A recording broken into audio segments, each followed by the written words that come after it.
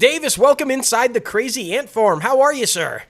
I'm very well, thank you. How are you? Oh, man, we're doing fantastic. Living the dream. Living the Yes. dream. Good. We're super excited to have you here because, man, oh man, you are a legend in this entertainment industry that we love. Yes, And sir. There's so much to talk about. Of course, you have a book that's out right now, and it's all about, your experiences, part memoir, part, different learning experiences, which we're super excited to talk about. But first, for the listeners who aren't necessarily familiar with your work, we want to introduce you to our audience, let them know how you got started and why you fell in love with acting. Well, it was actually almost, well, I wouldn't want to say accidental, but it was coincidental. There you go. My cousins, half a generation older than I, ran a summer theater company in Ontario in Canada. And they rehearsed in Toronto before they went north for the summer season. They needed a place to rehearse. They rehearsed in the basement of our house. So as it happened, in their second season, they needed a boy of age 10, roughly speaking.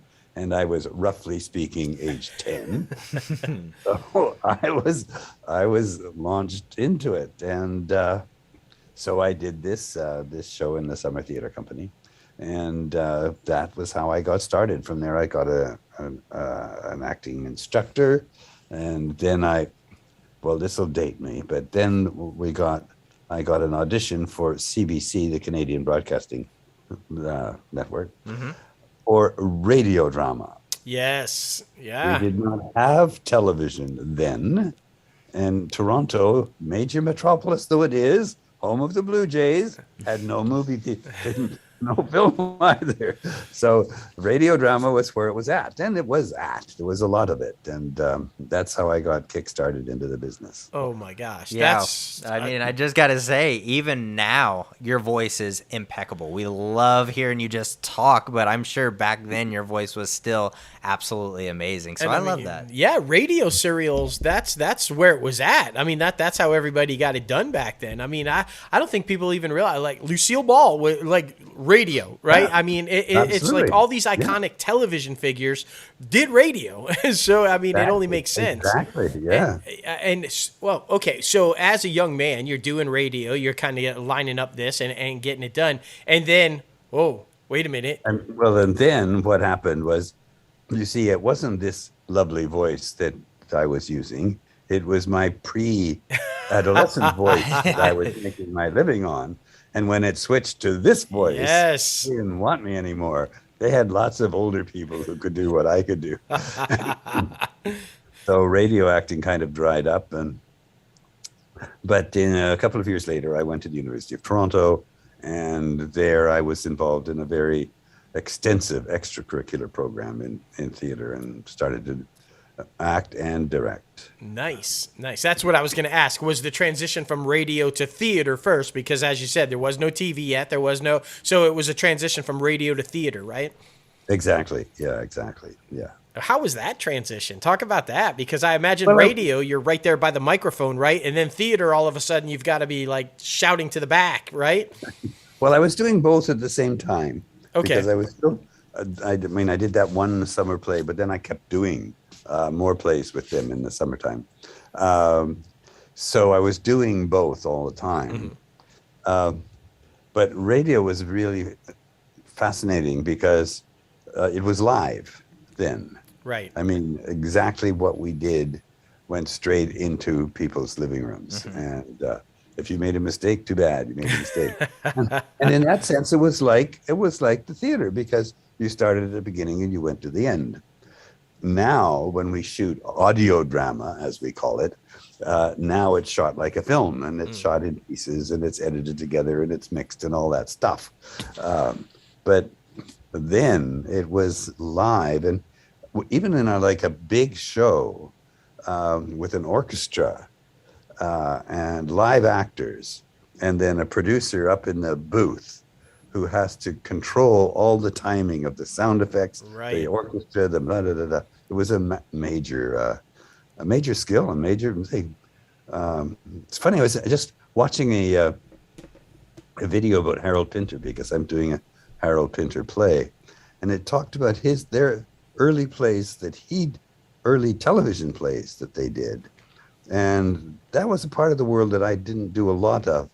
But first television drama was done very differently than it is now. It was you rehearsed in a rehearsal room for 2 weeks or whatever, and then you went in and you shot it in a couple of days with moving cameras and whatever. Now it's made like a movie.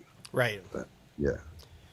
And I mean, that's beyond interesting to me. Like just hearing how it's all done and how it's evolved and how it's got. I mean, it's that type stuff that the up and comers are interested in, right? Like how was it? How is it now? Where do I fit in? Am I, where do I find my groove?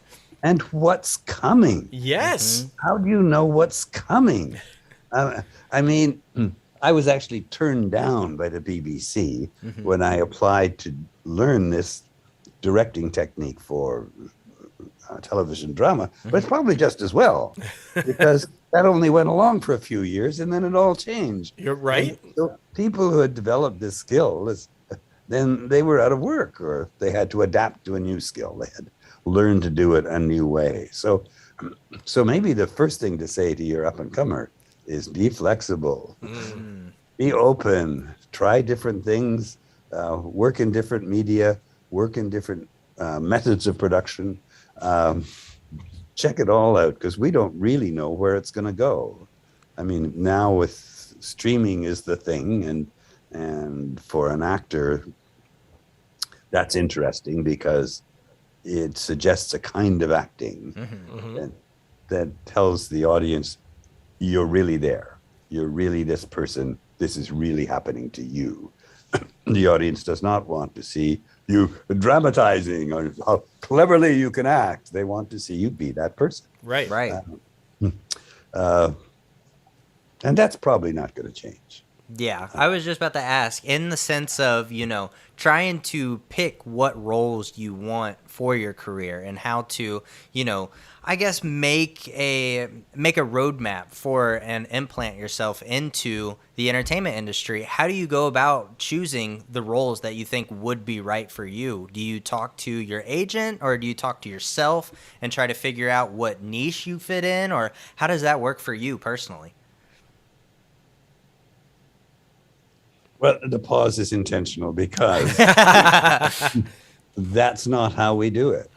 I mean, yes, if you're Hugh Grant or whatever, right, maybe do that. But if you're a working actor in the trenches, you get what you get. And you're not choosing, I would prefer to do this, I'd rather do that. Right. It depends quite a lot on, in my case, it depended, because I live in Vancouver right now, what kind of movies and TV shows are shot here. Right. Sci-fi might not have been my choice. If I'd stayed in Toronto, I might have done more character-driven drama. But I didn't choose to play the cigarette-smoking man. I was cast as this strange figure who hung around and smoked cigarettes and looked menacing.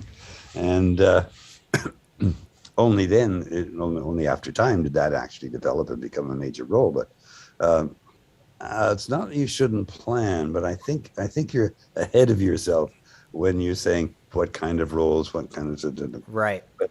But how you approach the business, how you build your career, how you train, how you learn the craft, how you find a way to show that you've learned the craft, right, how you find an agent, how you find a way to connect. All that is important to do. Yes. Yes, and then just to be like open to things, I guess, because a lot of people go out to LA or they go out to Atlanta or Vancouver and they have stars in their eyes. They want to be the next big thing. They want to, be that next leading man, but you have to be open to development. You have to be open to change and fitting into particular roles that you didn't even think about before, you know? And I think that is something that is very important for up and comers to realize and kind of bring them back to earth, I guess you could say, that because, you know, there's nothing wrong for shooting for the stars, but to, you know, do it in a, I don't want to say safe manner, but you got to earn your keep. I guess that's what I'm trying to say. I think if you want to, if you want to be an actor, you have to want to act. There we go. Yes, yeah. You have to want to do it. If you want to be famous, well, go on TikTok. I don't know. There we go. Love it. There you go. So, okay, well, I want to ask this question then, because I think this is kind of interesting, and it happened to you, and it happens to many people, I would assume. But as you said, you know, when you initially got cast, and you brought it up, so we have to talk about it, as the cigarette smoking man, right? It was supposed to be just like a one-shot guest type thing, and then they were like, oh, well, okay, let's have him back for some more cameos. Let's have him. And then it just exploded. So when you're hired and you know, oh, okay, this is just a little one-time thing, and but then it clicks like that, right? And pop culture catches it, and now you're, oh, whoa, wait a minute, everybody's talking about you and everything. How do you deal with that? Because I'm sure the approach going in, like you said, it's just like, hey, I got the gig, I'm taking everything that's coming my way, this is exciting. But then all of a sudden, this one gig is now everybody's talking about you. Talk about that and the process of being a working actor and having to deal with all of a sudden, and I guess it would be a little bit easier pre-social media, but all of a sudden you're like the guy everybody's talking about, everybody knows who you are, and kind of, what is that like when it just goes from that to all of a sudden everybody knows who you are? Yeah, it's certainly, it's a rush, it's a change. I mean, as I say, I didn't become a star until I was 52 or 53. You know, I had worked, I had made a living as an actor, as a theater director, as an acting teacher. I had my own acting school, so I was a respected member of the profession, I guess. And, but that I would become, I never like to use the word star, but a celebrity or become famous, that everybody recognized me and blah, blah, blah, blah.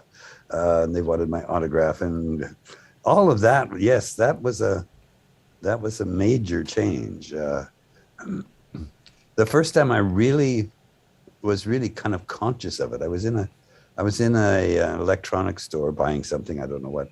And the server, you know, he wanted to get his picture with me. Yeah. Okay. But then I realized he was shaking. He was so excited to be standing beside me that he was shaking. And I thought, why? I'm just me, you know, I'm just a guy who's doing a job, you know.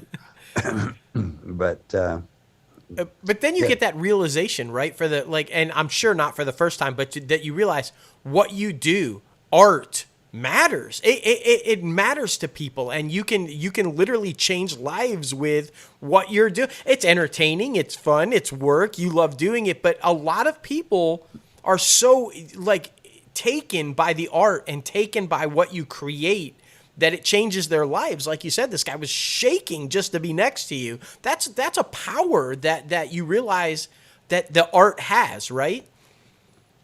Well, I'll qualify that slightly.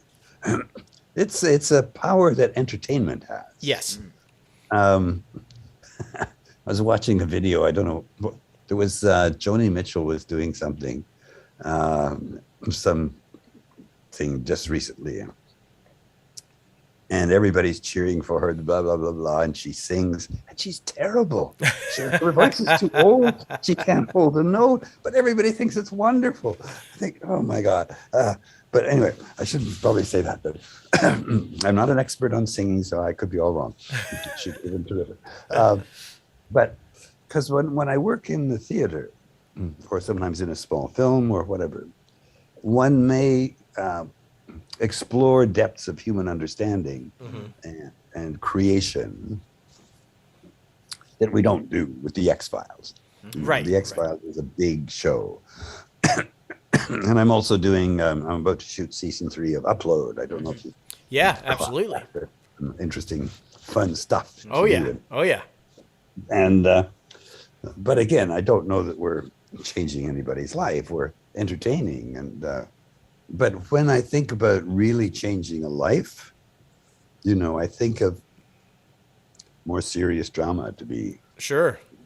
to be snobbish about it, I suppose. Shakespeare and Chekhov. So what I like in my life is that I get to do it all. Because I mean, right now I'm doing preliminary rehearsals for a Pinter play, No Man's Land, that we're going to actually do on stage next fall, and that's a very different kind of experience than doing Upload or doing X-Files. Sure. Yeah, that's very interesting. And you bringing up, going back to the classic Shakespeare and different things like that. Do you think in today's climate in Hollywood that they could put out a film like, say the original Romeo and Juliet or some more Shakespeare plays? I know Denzel Washington just did Macbeth.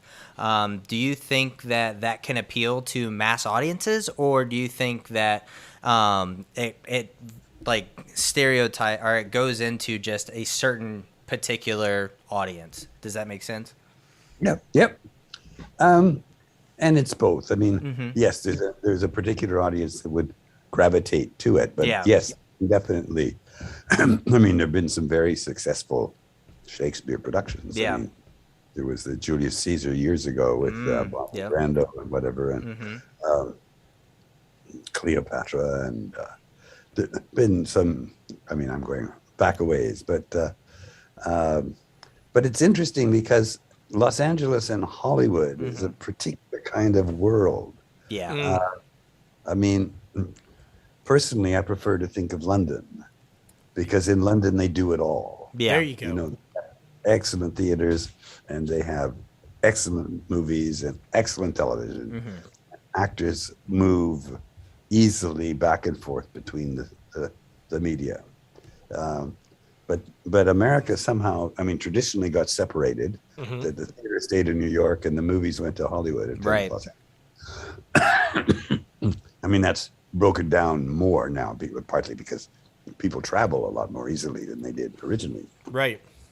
So I think, more movies are made in New York than there were, and there's more theater happening in LA than there was. So it's not totally separated, but you want to be able.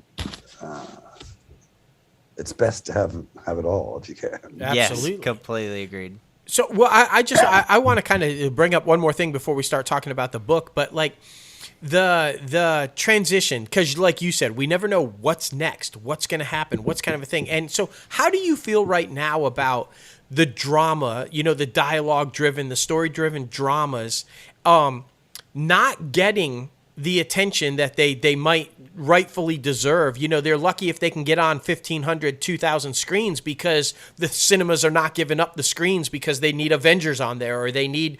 How do you feel about that? Like, isn't it? I hate it. I hate that I can't see my drama. I've got to drive 40 miles to a theater that's actually showing it, because my theater won't give up screens. So what's your thought on that? Well, yeah. I mean, I totally agree with you. I mean, the economics of movies tend to be that they want to do movies that people will go and see, right, 10 or 14 times, and preferably young people. So movies for older people that people will see once. Yeah. Mind you, they're not as expensive to make,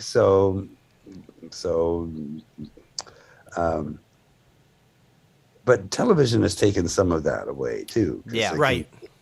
But yes, I miss the character dialogue driven movie. I agree with you totally. Me too.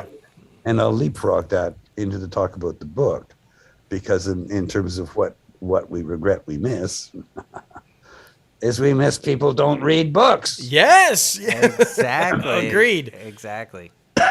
So here I've written a book, and I think for your up-and-comers, it's a perfect book, actually. Yes.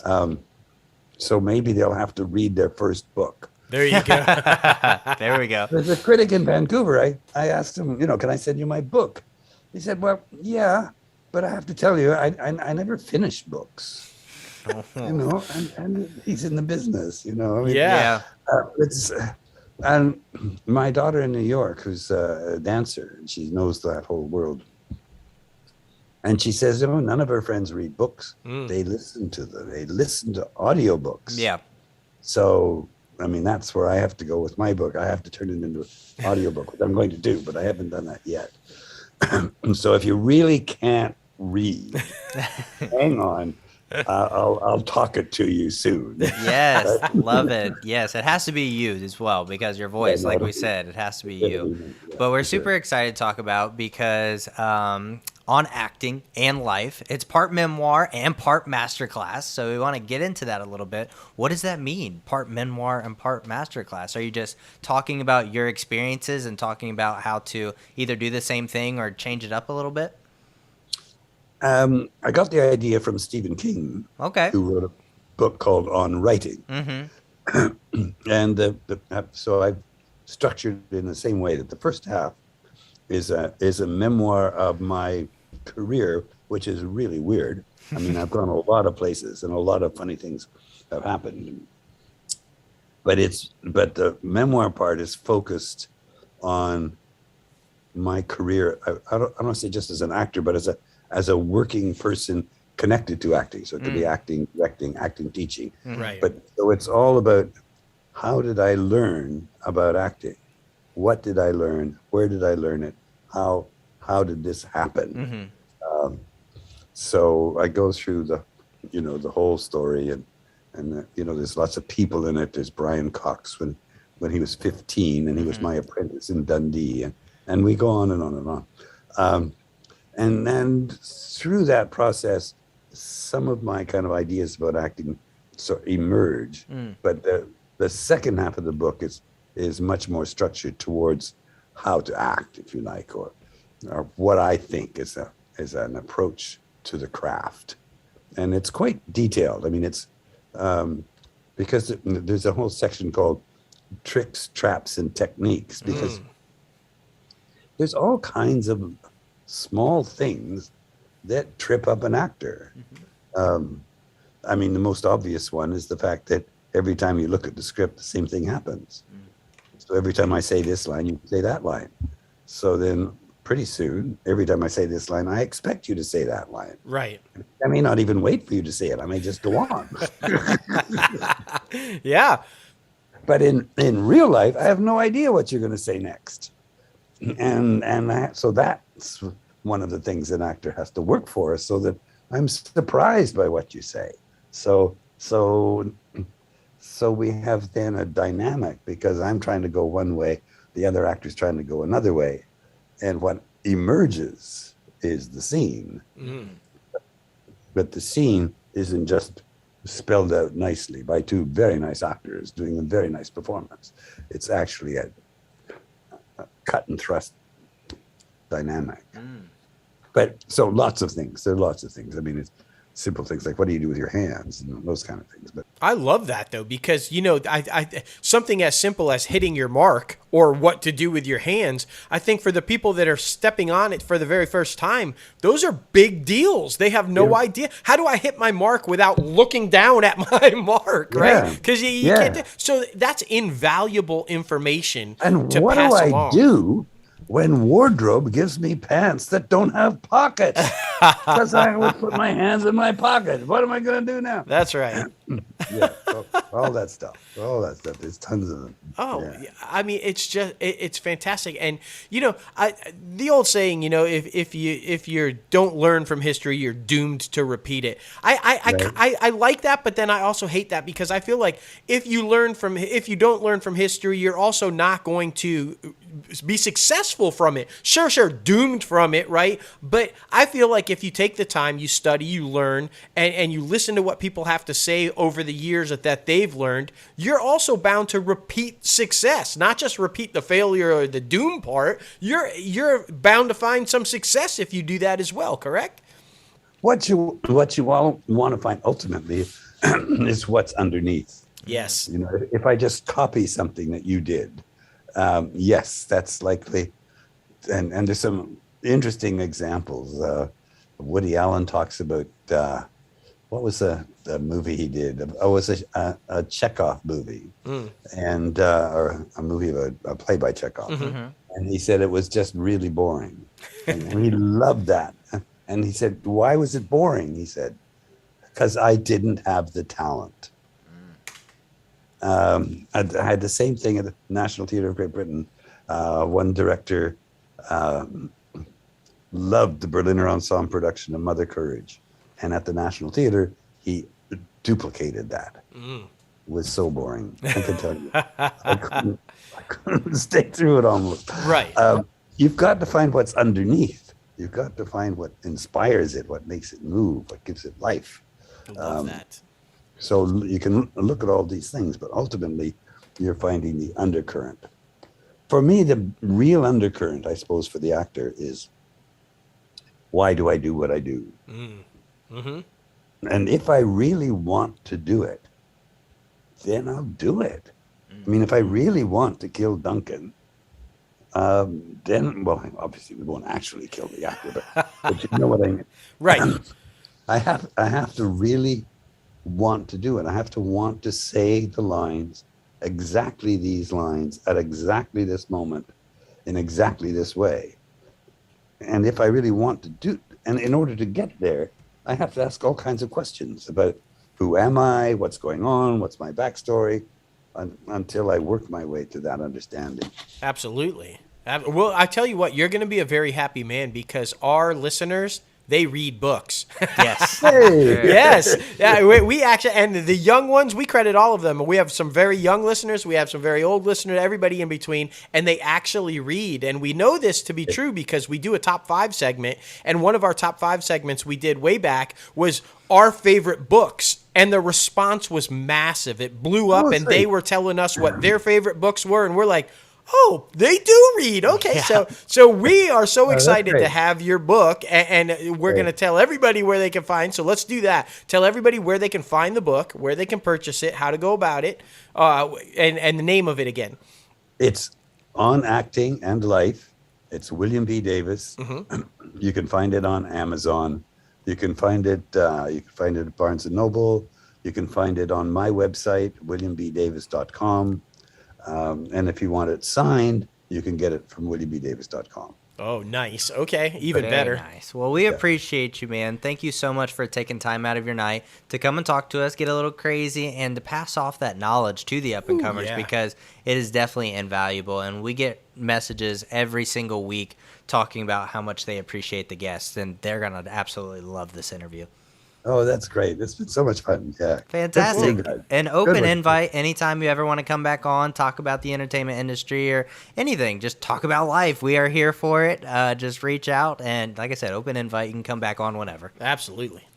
Great. Okay. Thanks Thank so you. much. Of course. All right. You take care, and we'll be talking to you soon. Yeah. Thank All right. you. Bye-bye. Bye-bye. Woo! Man, oh man. Talk about a legend right there. I mean, just like, I know I was kind of like, like, oh, I can't believe I'm talking to him. Yeah. but I love, though, you can hear the passion in his voice. For sure. He said, find the reason you do it, find why. But you can tell he's passionate about it. I mean, you have it from 12 all the way on. I mean, you got to be Exactly. passionate about what you're doing. I think that book is going to be an invaluable tool for up-and-coming actors on how to get it done. I can too, man. I mean, it's really, it's something that it's literally like a class, like we talked about. It's part memoir, part master class. You can literally take notes and take little pieces from it to help you evolve in the entertainment industry and find yourself as an actor or as just a creative. I think that's very important. For sure. But thank you again, Mr. Williams, for coming on the show.